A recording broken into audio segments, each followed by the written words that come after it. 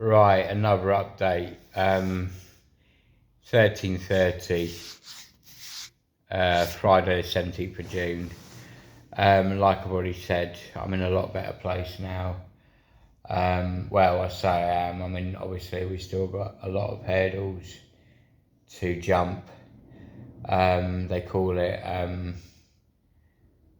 it jumping through the hoops, I think, in the mental health field. But this Dr. Duke, it's not Duke, I've got the guy's name now, Roy his name is. He's an Asian fella, and I realised why I was so scared of him the first time around. It was because of the medication I was on, which caused me to act out of character, and it caused me full of fear. And when you're full of fear, you see people as the enemy, and everything goes wrong, and that's what risperidone does to you. Well, I mean, that's just a tiny tip of the iceberg. But yeah, on a positive note, I do believe what the guy's saying. I'm not that paranoid. I know he's got my best interests at heart now. I know, obviously, there's a lot going on in the background regarding who I am as a person, what I've been up to since I've been in Nottingham, how I've helped people, and that's no understatement. You could call me a do-gooder or whatever, but I like to help. I enjoy helping. It makes me feel good. I mean, there was this girl by the university, and she was crying her eyes out, and I thought, fucking hell, man. And all I did was I opened my heart, and she kept looking back, and it called me big-headed or arrogant or whatever, but I was kind of curing her. I was taking on her pain, and it was making me feel good. And she kept looking back, and she knew what I was doing, and I didn't want to take things too far. I mean, I kept thinking to myself, don't stop. It will ruin it. Keep walking. Keep with what is upsetting you. And I know it helped a lot. I'll tell you about a few other examples, even more intense examples, but I won't go into it at the moment because it's just too much. It's just too intense to talk about. So I'll do it in steps and stages. I'll break it down and simplify it, and talk in layman's terms, and try not to fry too many brains. But yeah, so anyway, I've seen the doctor. I've asked him if I can go to the bank. Some bastard, well, I say some bastard, it's another trick that the staff have probably played on me, which is they've taken my NatWest card, which, well, who cares really? I mean, they're worthless. Well, not only they're worthless, it's just a bit annoying, but it's just another, what I think my dad used to call it, they just test you. They test you and they test you and they test you and they test you and they test you to see what your reactions are, to see how you handle situations, to see whether you can hack it, to see whether you can take it, to see whether you have a breaking point. And thank my lucky stars, I have ended up in this unit in South East London, because it's cleared my head. Don't get me wrong, I do like the madness of Nottingham. I do love the city. And, I mean, let's be honest, Babe Central ain't the fucking word, is it? I mean, oh my giddy God, where do they all come from, eh? And you've got that NTU, and my life, it is heaven, guys. You must know that. It is, if not the best city in the country, for loads of reasons. You've got beautiful landscapes, you've got Tooting Hill, you've got Bulwell, you've got all the way out to, in about 80 different directions. The only downside, and in a way I'm lucky I'm not going back to 24 Burford Road, because for a start the houses are pretty shit.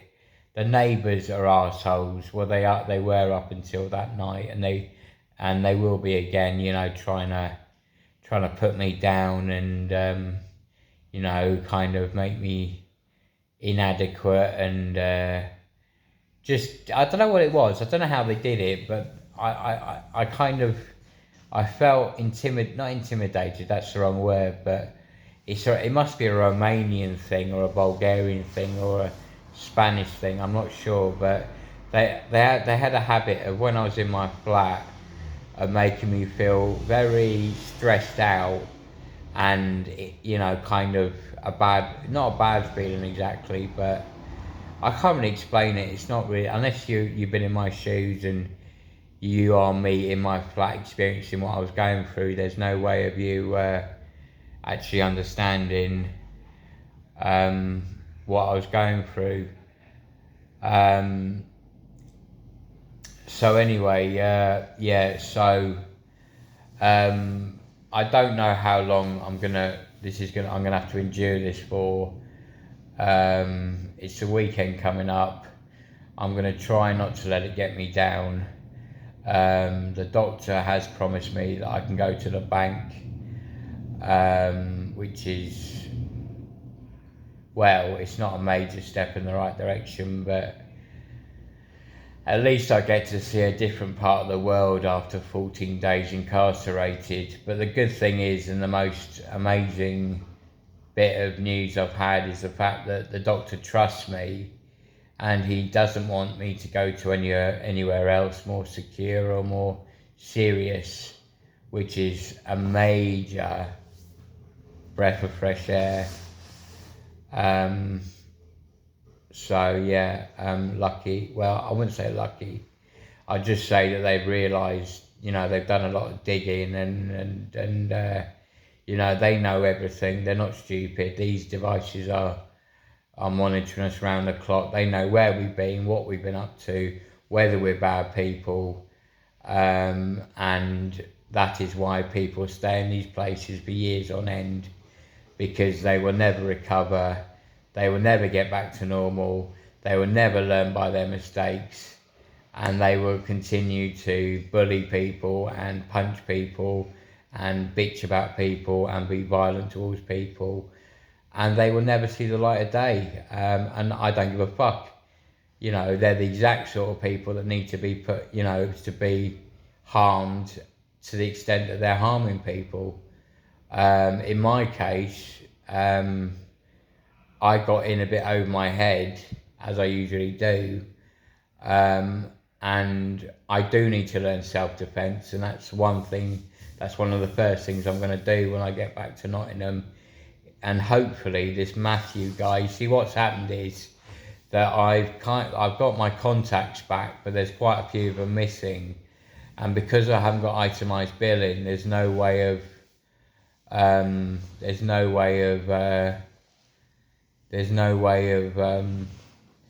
retracing those numbers. But say lovey, really. I mean, it's no big deal. If people want to get in touch with me, they know my number.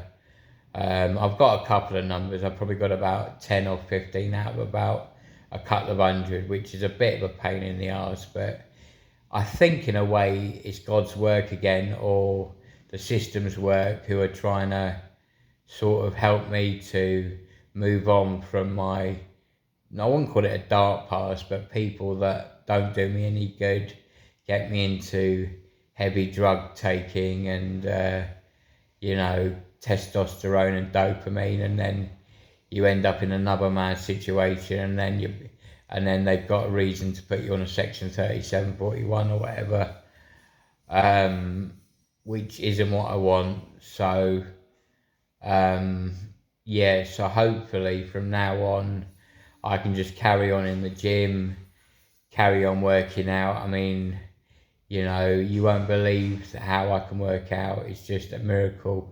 But what irritates me the most is the fact that those chemicals are in my flat, and no one is letting me know what is going on with that flat and what is going on with the items inside the flat.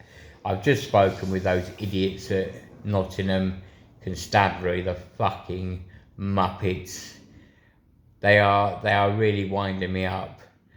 I'm not going to fall out with them because I don't want to breach of the peace. I know the way it works, and I've been down that route before, and that's a waste of time.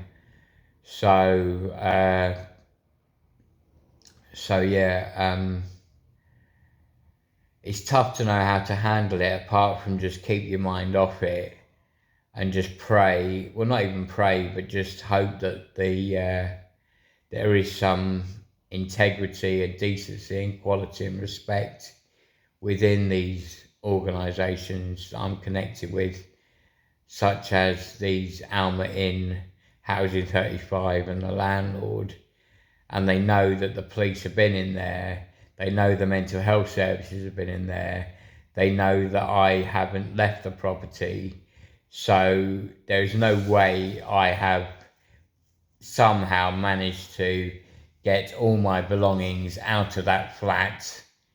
On what grounds? Why would I do that? You know, it doesn't add up. So if they have been dodgy and they have robbed me and they have hurt me like they've been doing up till now, then we will be having it out in a county court and maybe even a criminal court, because I'm now in touch with members of Parliament from Nottingham who, believe it or not, are both Labour and Conservative.